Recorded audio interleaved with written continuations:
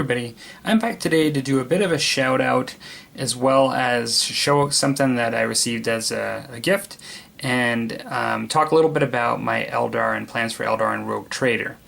And so I'm probably not going to be doing the Rogue Trader stuff for a little while, or at least the Eldar stuff I should say. It's going to be an early New Year project, but I'm going to be starting my works first. But I'm just doing a little bit just to show my ideas on the Eldar, and it fits in quite well with a little bit of a shout out and something I wanted to show.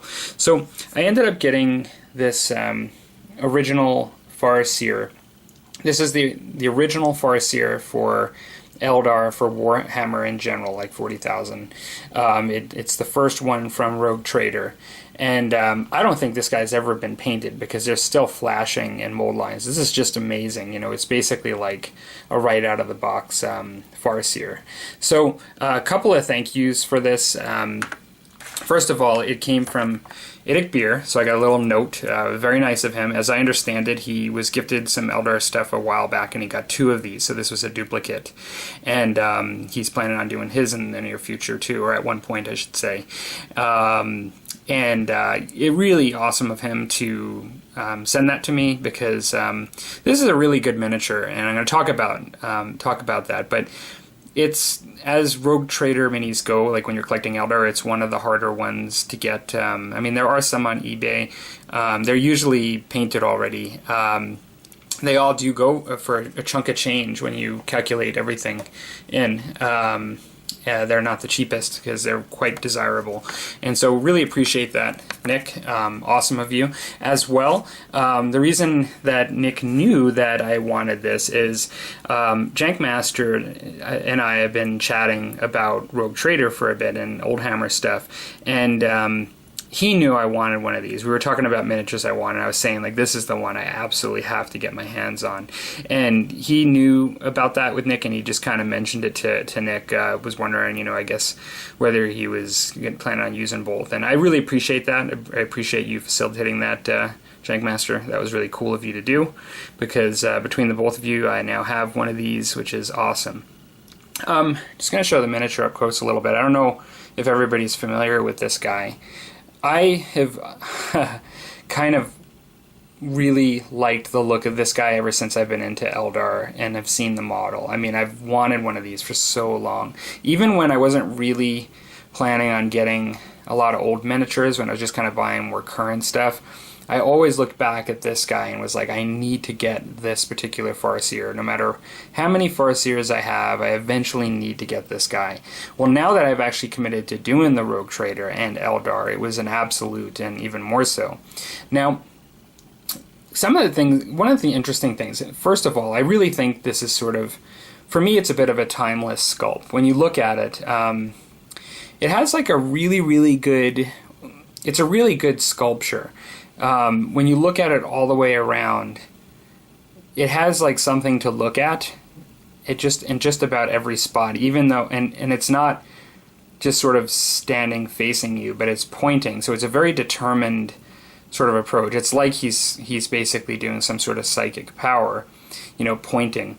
But he's got like his hand with like a rune in his hand, and then when you go through his back, like towards his back, he's got like the sword, and it's just overall like really, really well done, you know. And this is like going back to the beginning, you know, and I think it was really well done for that time, in my opinion. Now, one of the reasons why I would say the top reason why I really like this mini is the aesthetic difference with the helmet. So there were a couple of minis early on in throughout the whole history of 40K that utilized this helmet. They were all fairly early on. I believe one of them was a Necromunda mini, and then the other one was just a rare mini. But this is the one, the original, and the one that's most known for this style of helmet.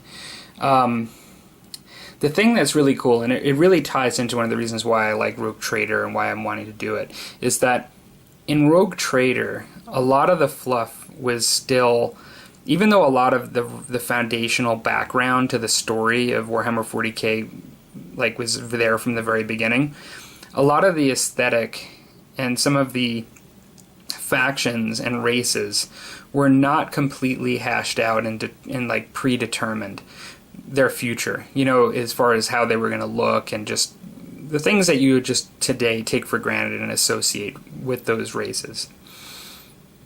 This helmet is never really, after this era, seen again, to my knowledge, as like the Farseer helmet. Like, so I brought a couple of my Farseers out just to show. Here's my first Farseer. And now, in second edition, or like the second edition of Farseer, start moving towards this style. This is a really nice look too, don't get me wrong. But the sort of face plate without the sort of big, more of bubble-like head with like the big roundish helmet with the big like sort of eye lenses on the side, like they really veered away from that and went towards this. I love this look too, don't get me wrong, and I really liked it. You know, I've always liked it, and they've kind of gone along this line ever since for the most part. They've stuck with it. Here's another one that I've done. And so this guy has the same type visor plate as well.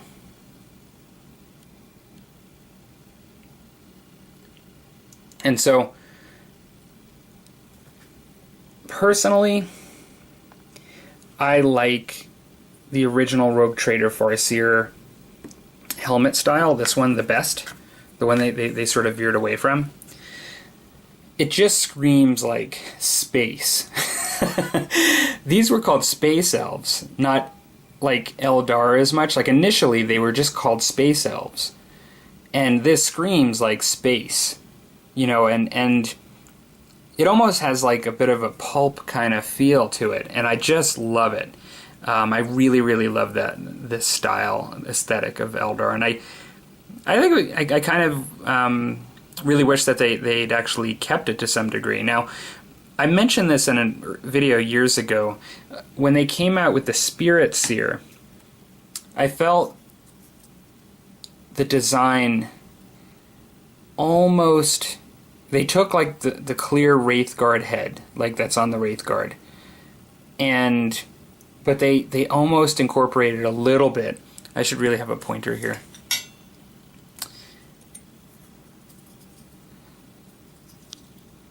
They took a little bit of the aesthetic here and the slope of the head, I think, from the original Farseer a little bit.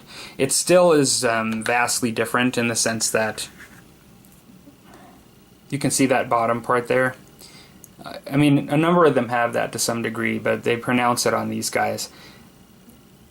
It's still very different in that it doesn't have these like sort of...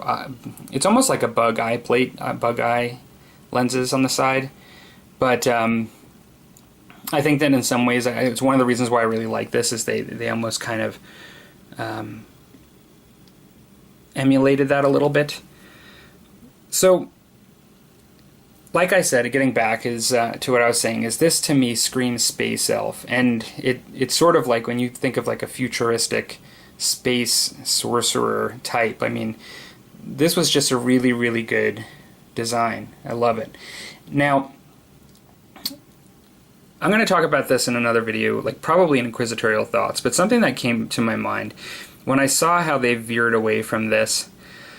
I'm going to talk a little bit about my army today now. One of the things that I really like about Rogue Trader, because it's a small conflict and it, you know, in comparison to 40k today, it's more skirmish, smaller. You have, I guess, you have a lot more variety in the rule set for each individual miniature, like the weapons that they can take, and even just like the actual like codex and armies are not as fleshed out. So it's not like, you know, this is an Eldar force, so you're going to have all these vehicles and all this and all that. It feels more like a war band, you know, but like a space war band.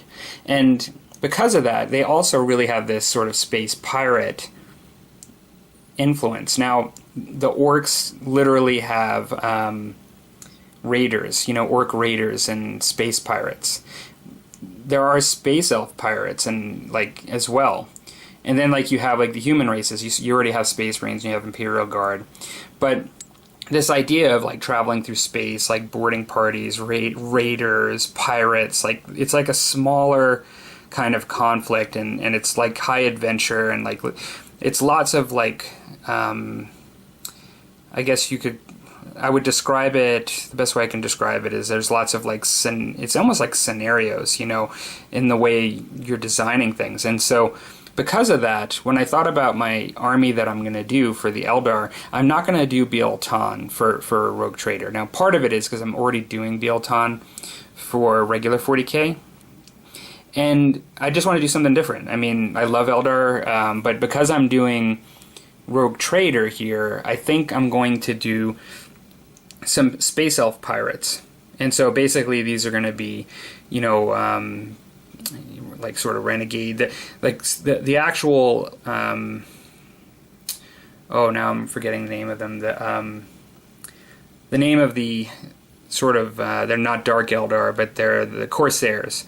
The Corsairs are sort of very similar to that, and they're basically, they just sort of go off the path, and they're not sort of serving like the larger factions, and they're kind of doing their own thing, experiencing the universe is kind of the way I've heard it described.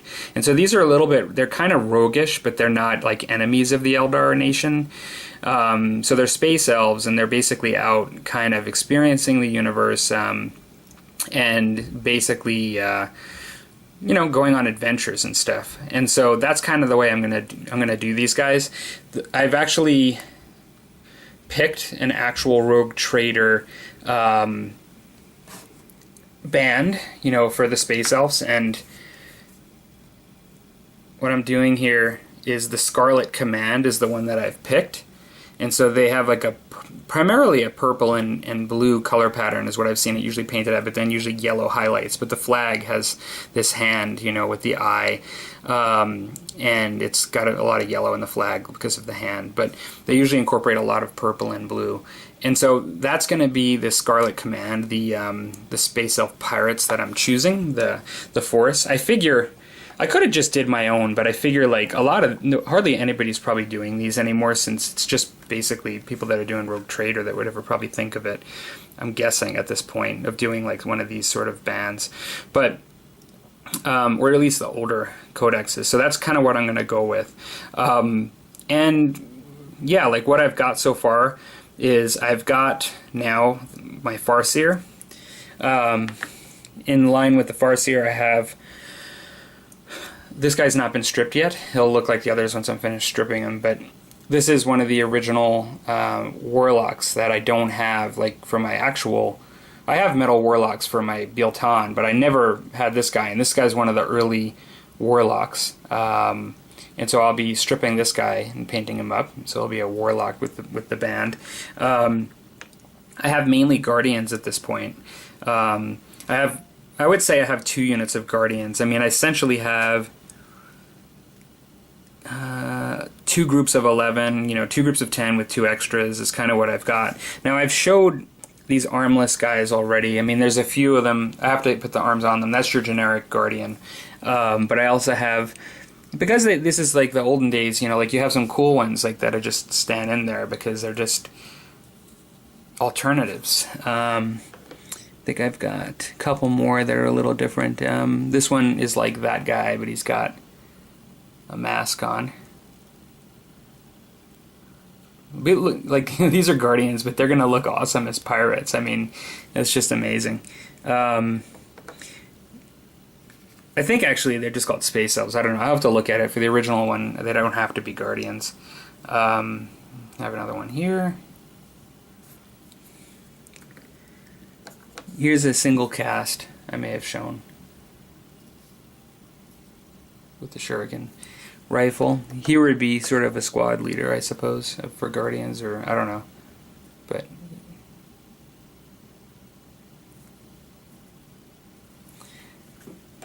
so nice little set here for those Guardians. Now the next ones I have are earlier models in most cases. These are earlier Guardians. In some cases, they even were called other things. Some of them are from the original Space Elf box set, and some of them were called something else. Something like maybe even pre-Guardians or Eldar Command, Space Elf Command. So here's one, has to be stripped. It just came in the mail not long ago. So there's one. Another one that I believe comes with that set is this one. They were like a set of 5. And another one, I believe was this one.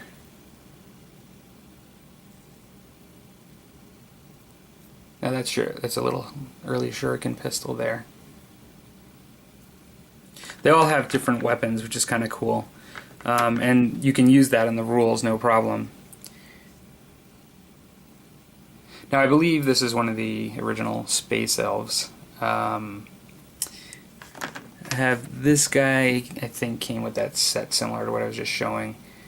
He's got a sword with a shuriken pistol, it looks like.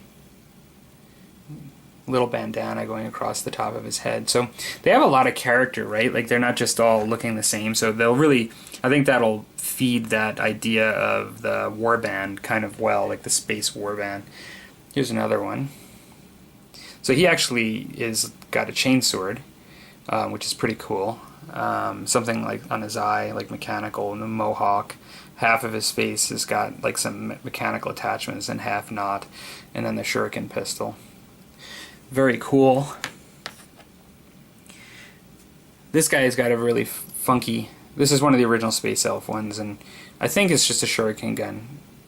But it's got almost like a little bit of a crossbow look to it. I'll have to look, but I'm pretty sure that's still a shuriken gun because of the actual cartridge on the top.